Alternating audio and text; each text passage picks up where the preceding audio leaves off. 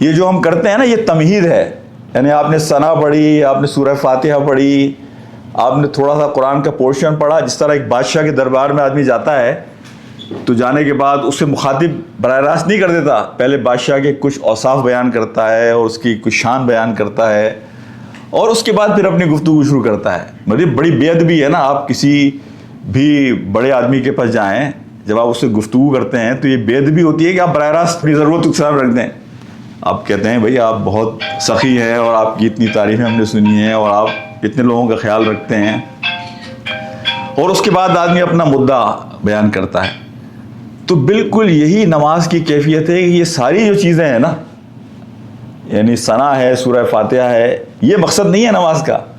یہ تمہید ہے کہ اب جب تم رکوع میں جاؤ گے، اب جب تم سجدے میں جاؤ گے، اب جب تم تشہد اور درود کے بعد بیٹھو گے سلام سے پہلے، تو اب تم اپنا مدعا، اپنی دعائیں اللہ کے سامنے پیش کرو. اور یہی میں یہ بات بھی واضح کر دوں کہ دعاؤں کی کوئی زبان نہیں ہے. یعنی ایک آدمی ہے، اس کو ضرورت ہے، اس کا بچہ بیمار ہے، لیکن اس کو عربی میں ایک دعا آتی ہے، ربنا آتنا فی الدنیا حسنۃ وفی الآخرۃ حسنۃ وقنا عذاب النار. وہ کیسے دعا مانگے نماز کے اندر؟ اسے تو عربی نہیں آتی. تو میں نے یہ بات پہلے بھی آپ سے شیئر کی تھی، اور اس پر میں موقع ملا تو میں آپ کو ویڈیو بھی شیئر کراؤں گا، موقع لگتا ہے.